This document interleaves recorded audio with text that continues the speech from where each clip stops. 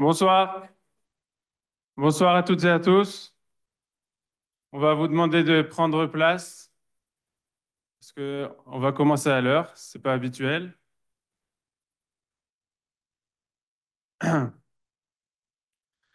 Bonsoir à toutes et à tous et bienvenue une nouvelle fois au Centre Béguine. Nous sommes heureux de joindre ce soir deux succès, celui du Centre Béguine qui, depuis un peu plus d'un an, est devenu un lieu de rencontre central du public francophone de Jérusalem, et celui de Mosaïque qui, en 7 mois seulement, est devenu un média important qui apporte un regard lucide et profond sur la réalité qui s'est ouverte depuis le 7 octobre. La situation en Israël depuis 7 mois nous inquiète tous beaucoup, mais aussi le climat de haine régnant en Occident. Malheureusement, cela n'est pas nouveau. En janvier 1973, Israël éliminait à Paris Mahmoud Hamshari dans le cadre de l'opération menée par le Mossad, visant à éliminer tous les responsables des attentats des Jeux olympiques de Munich. Quelques jours plus tard, Golda Meir, alors Premier ministre, se rendait à Paris pour une visite officielle. Des manifestants pro-palestiniens se réunirent pour protester contre Israël. Dans un discours à la Knesset, Menachem Begin fit la déclaration suivante. Quand des manifestants de gauche sortent dans les rues de Paris pour protester contre le Premier ministre israélien et pour couvrir Israël d'injures effrayantes, nous avons le devoir de clarifier aux yeux de tous la justice de notre cause, car c'est le cœur du problème. Notre cause est juste, la terre d'Israël est notre terre, nous sommes revenus à elle. Aujourd'hui, nous y jouissons d'une large majorité juive que nous ferons perdurer et que nous accroîtrons. Aujourd'hui, nous avons le plaisir d'accueillir ici ceux qui portent la voix de cette cause juste face à tous les mensonges et les calomnies scandés par les ennemis d'Israël et de l'Occident. J'ai nommé Georges Bensoussan, qui est désormais un habitué du Centre Begin.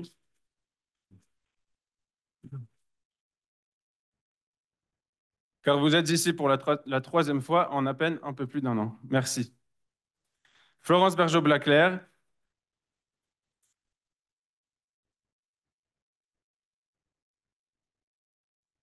qui, après une conférence en Zoom au mois de janvier ou février, nous fait l'honneur de sa présence ici ce soir. Merci. Et Ephraim Herrera,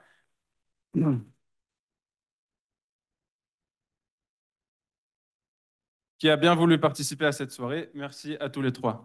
Nous remercions aussi Antoine Mercier et Daniel Cacoun,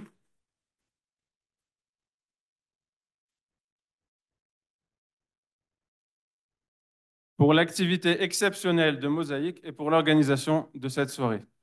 Avant de donner la parole à Antoine, je souhaitais consacrer une pensée à tous les otages qui sont encore détenus par le Hamas, ainsi qu'à tous les citoyens et soldats tombés depuis le début de cette guerre.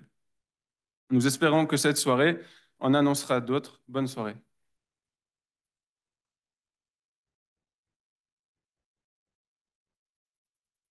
Bonsoir à toutes, à tous. Je vais essayer d'éteindre ce deuxième micro. Voilà, donc bienvenue dans cette soirée mosaïque. Yoel Haddad a fait déjà un petit peu le début du travail de présentation, donc je vais aller très vite pour qu'on commence véritablement à entrer dans le cœur de notre sujet, qui est de continuer notre travail qui a été entamé, comme vous le savez, peu après le 7 octobre. Je voudrais quand même remercier donc nos autres du Centre Begin pour leur accueil, donc en particulier Yoel qui a été qui nous a facilité beaucoup les choses pour toutes les questions techniques notamment. Et puis un grand merci aussi à Catherine et Stéphane Hasenberg pour commencer, parce qu'ils nous ont aidés financièrement généreusement pour, disons, les quelques frais de cette soirée. Alors, cette soirée, elle s'inscrit bien sûr en continuité du travail qui a été entrepris, de cette aventure mosaïque.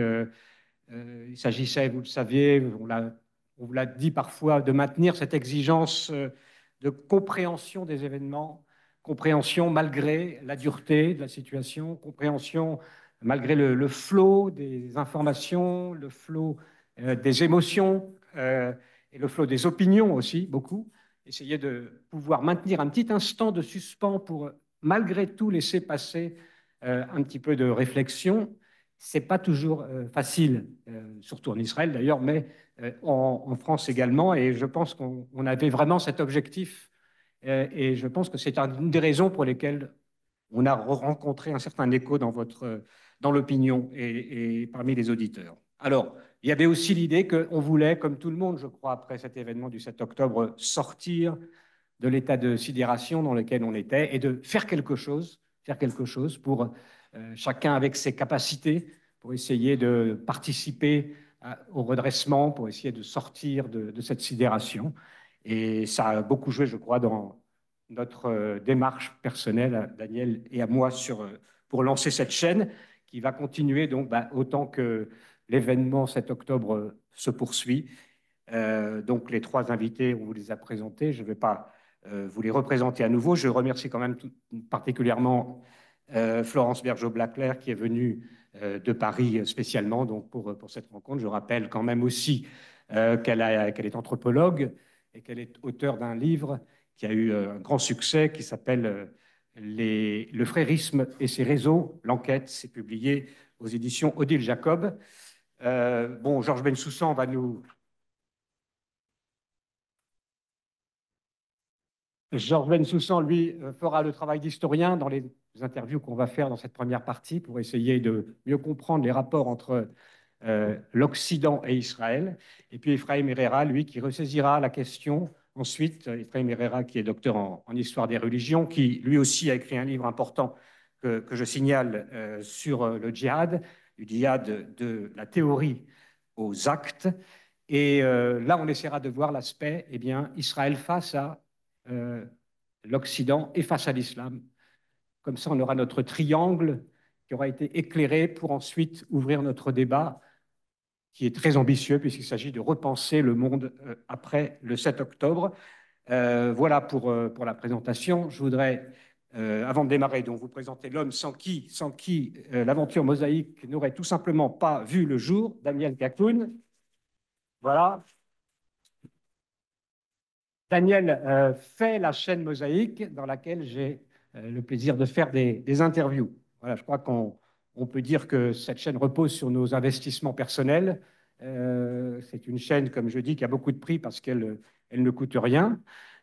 Simplement, ça nous occupe beaucoup, Daniel et moi, et nous avons tout grand plaisir à travailler, une collaboration qui est spontanée, qui est née comme ça, une complémentarité qui nous a permis de faire ce travail vraiment avec très peu de moyens et à deux, lui à Jérusalem, moi en France. Voilà, Daniel Kakoun, donc peut-être quelques mots pour te présenter et aussi pour nous dire comment s'est déroulée cette aventure mosaïque. On prend quelques minutes et puis on démarrera avec nos interviews.